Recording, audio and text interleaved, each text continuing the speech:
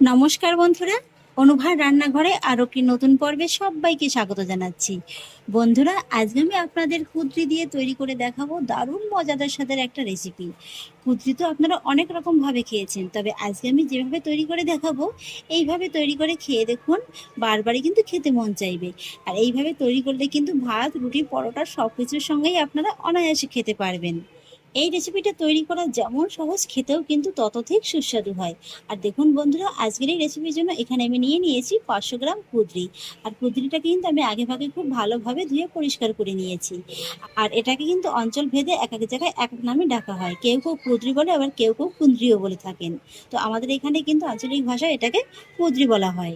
এবার আমি এই কুদরিগুলোকে একটু কেটে নেবো, সেই জন্য প্রথমেই কুদরি দুটো মাথা ধরে এইভাবে একটু কেটে বাদ দিয়ে দিতে হবে। তারপর কুদরিগুলোকে এইভাবে একটু লম্বালম্বি করে কেটে নিলেই কিন্তু হয়ে যাবে। যদি কুদরিগুলো একটু মোটা ধরনের হয়, সেক্ষেত্রে কিন্তু একটা কুদরি থেকে আপনারা 3 টুকরো করে বের করে নিতে পারেন। এই তো বন্ধুরা, এইভাবে একটু কুদরিগুলোকে কেটে নিলেই হয়ে যাবে। আর যদি কুদরিগুলো একটু ছোট বা চিকন ধরনের হয়, সেক্ষেত্রে কিন্তু কুদরিগুলোকে আপনারা 2 টুকরো করে কেটে নিতে পারেন।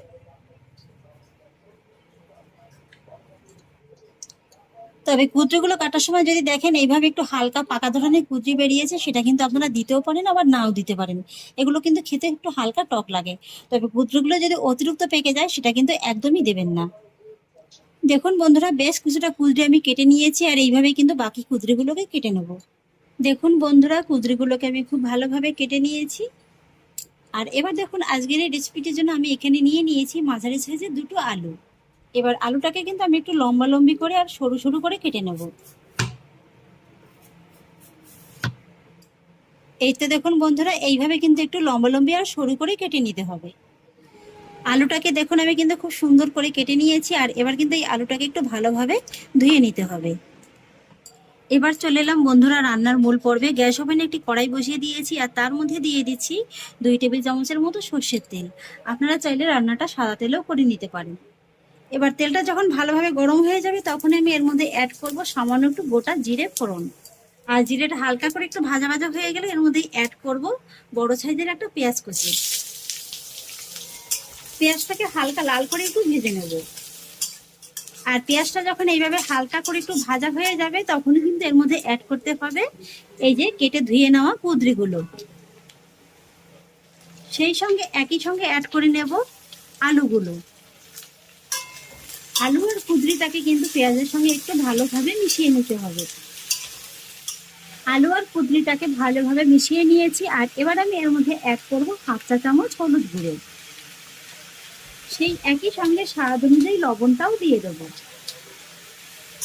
এবার লবণ আর হলুদটাকেও কিন্তু কুদরির সঙ্গে ভালোভাবে নেড়েচেড়ে একটু মিশিয়ে নেব। আর তারপরে মিডিয়াম ফ্লেমে এই আলু আর কুদরিটাকে কিন্তু আমি মোটামুটি 3 থেকে 4 মিনিটের মধ্যে একটু ভেজে নেবো। এতে করে হলুদের কাঁচা গন্ধটা খুব ভালোভাবে চলে যাবে। 3 থেকে 4 মিনিটের মতো আলু আর কুদরিটাকে একটু আমি নেড়েচেড়ে নিয়েছি। আর এবার কিন্তু এর মধ্যে আমি আরো 2 উপকরণ এখন অ্যাড করব। তাই দেখুন, এখানে আমি নিয়ে নিয়েছি 1 ইঞ্চি আর 1/2 ইঞ্চি পরিমাণে 2 টুকরো আদা। আদাটাকে এইভাবে একটু গ্রেট করে দেব। বন্ধুরা, এই রান্নাটা কিন্তু খুবই সহজ, একদম ঝটপট তৈরি হয়ে যায়। কোনো রকম তেমন একটা বাটাবাটি ঝামেলা ছাড়াই কিন্তু খুব সহজেই এই আলু কুদরি রেসিপিটা তৈরি হয়ে যায়। একবার তৈরি করে খেয়ে দেখতে পারেন, কথা দিচ্ছি বারবারই কিন্তু খেতে মন চাইবে। ব্যাস, আদাটাকেও আমি খুব ভালোভাবে গ্রেট করে দিয়েছি। আর এবার একই সঙ্গে এর মধ্যে অ্যাড করব মিডিয়াম সাইজের একটা পাকা টমেটো কুচি। টমেটো কুচি আর আদাটাকে কিন্তু এই আলু কুচির সঙ্গে খুব ভালোভাবে মিশিয়ে নিতে হবে। আদা আর টমেটোটাকে আমি খুব ভালোভাবে মিশিয়ে নিয়েছি। আর এবার কিন্তু গ্যাসের ফ্লেমটাকে মিডিয়াম লোতে রেখে এইভাবে ঢাকা চাপা দিয়ে মোটামুটি 3 থেকে 4 মিনিটের মতো প্রথমে একটু রান্না করে নিতে হবে। এখানে টমেটোটা গলে গিয়ে ঠিক যতটা জল বেরোবে, তাতেই কিন্তু এই আলু কুদরিটা খুব ভালোভাবে রান্না হয়ে যাবে। 3 থেকে 4 মিনিট বাদে ঢাকাটাকে তুলে নিচ্ছি। ভালোভাবে একবার নেড়ে চেড়ে নেব। এই যে দেখুন, টমেটোটা কিন্তু বেশ অনেকটা নরম হয়ে গেছে। আর এইভাবেই কিন্তু আলু আর কুদরিটাকে বারে বারে ঢাকা চাপা দিয়ে দিয়ে রান্না করে নিতে হবে। যেহেতু এই আলু কুদরির মধ্যে কোনো রকমের কোনো জল অ্যাড করা যাবে না, তাই এইভাবে কিন্তু অবশ্যই মিডিয়াম লোতে রেখে বারে বারে ঢাকা চাপা দিয়ে দিয়ে আলু আর কুদরিটাকে রান্না করে নিতে হবে। ওদিকে আলু কুঁদরিটা একটু রান্না হতে থাক, আর সেই ফাঁকে চলুন আজকে রেসিপিটার জন্য একটা স্পেশাল ভাজা মশলা তৈরি করে নেব।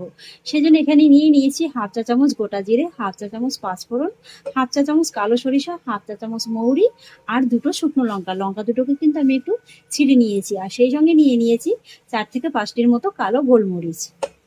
এবার আমি এই গোটা মশলাগুলোকে তরকা প্যানে একটু ভালোভাবে ভেজে নেব।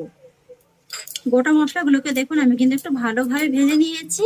তবে খেয়াল রাখবেন মশলাটা যাতে পুড়ে না যায়, তাহলে কিন্তু আমার রান্নাটা খেতে তেতো লাগবে। আর এবার দেখুন আবারও কিন্তু তরকা প্যানটা নিয়ে নিয়েছি, আর তার মধ্যে নিয়ে নিচ্ছি এই যে 1 চা চামচের মতো বেসন।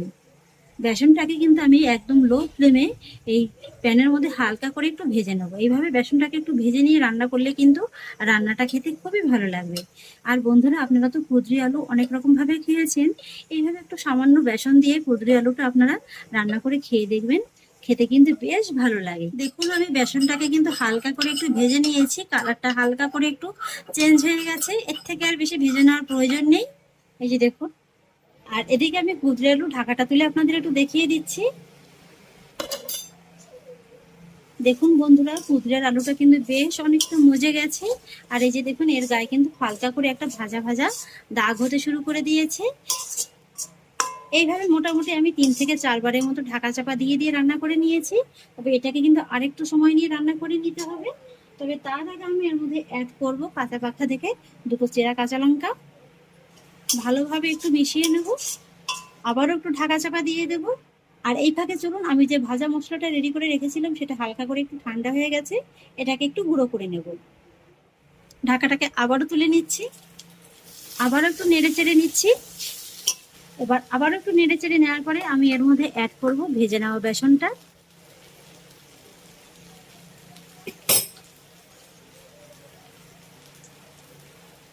বেসনটাকে খুব ভালোভাবে মিশিয়ে নেব। বেসনটাকে আমি খুব ভালোভাবে মিশিয়ে নিয়েছি। আর এবার স্বাদের ব্যালেন্সটা ঠিক রাখার জন্য আমি এর মধ্যে অ্যাড করব সামান্য কয়েক দানার মতো একটু চিনি। আর সেই একই সঙ্গে অ্যাড করে নেব গুঁড়ো করে নেওয়া ভাজা মশলাটা। আর অ্যাড করব হাফ চা চামচের মতো গরম মশলা গুঁড়ো। এবার এই মশলাগুলোকেও কিন্তু আমি আলু আর কুঁদরির সঙ্গে ভালোভাবে একটু নেড়ে চেড়ে মিশিয়ে নেব। আর এখন কিন্তু বন্ধুরা, যেহেতু এর মধ্যে একটু বেসন দেওয়া হয়েছে, তাই কিন্তু কড়ার নিচে ধরে যেতে পারে। তাই কিন্তু আঁচটাকে একটু কমিয়ে রেখে এইভাবে একটু ভালোভাবে নেড়ে চেড়ে তারপরে কিন্তু কুঁদরিটাকে রান্না করে নিতে হবে। আর এবার আমি আপনাদের দেখিয়ে দিচ্ছি যে আলু আর কুঁদরিটা ভালোভাবে সেদ্ধ হয়েছে কিনা। এই যে দেখুন বন্ধুরা, আলু আর কুঁদরিটা কিন্তু খুব সুন্দরভাবে একদম সেদ্ধ হয়ে গেছে। এবার কিন্তু এই মোটামুটি গ্যাসের ফ্লেমটাকে মিডিয়াম লোতে রেখে এই আলু আর কুঁদরিটাকে আরো 2 মিনিটের মতো একটু রান্না করে নিতে হবে। 2 মিনিট বাদে এবার ফিরে এলাম। এই যে বন্ধুরা, তৈরি হয়ে গেল দারুণ সুস্বাদু মশলাদার আলু কুঁদরি ভাজি রেসিপি। দেখুন বন্ধুরা, এটা দেখতে কতটা লোভনীয় লাগছে, খেতেও কিন্তু ঠিক ততটাই মজাদার হবে। এবার আমি গ্যাসের ফ্লেমটাকে অফ করে দেব, আর তারপরেই আলু কুঁদরিটাকে নামিয়ে নেব। একঘেয়েমি খাবার যদি সবসময় ভালো না লাগে, কখনো যদি অন্যরকম খাবার খেতে মন চায়, তাহলেই কিন্তু আপনারা ঝটপট বানিয়ে ফেলতে পারেন এরকম দুর্দান্ত স্বাদের আলু কুঁদরির একটা রেসিপি। এটা খেতে কিন্তু অপূর্ব লাগে। তাহলে আশা করছি বন্ধুরা, আমার আজকের এই রেসিপিটি আপনাদেরও খুব ভালো লেগেছে। যদি ভালো লেগে থাকে তাহলে আমাকে অবশ্যই একটা লাইক এবং কমেন্ট করবেন, সেই সঙ্গে বন্ধুদের সঙ্গে শেয়ার করবেন। আর প্লিজ বন্ধুরা, যদি আমার পরিবারের নতুন সদস্য হয়ে থাকেন তাহলে একটা সাবস্ক্রাইব করে পাশে থাকা বেল আইকনটি প্রেস করে দেবেন। ফিরে আসছি এরকমই পরের অন্য কোনো নতুন রেসিপি নিয়ে। সবাই ভালো থাকুন, সুস্থ থাকুন, ধন্যবাদ।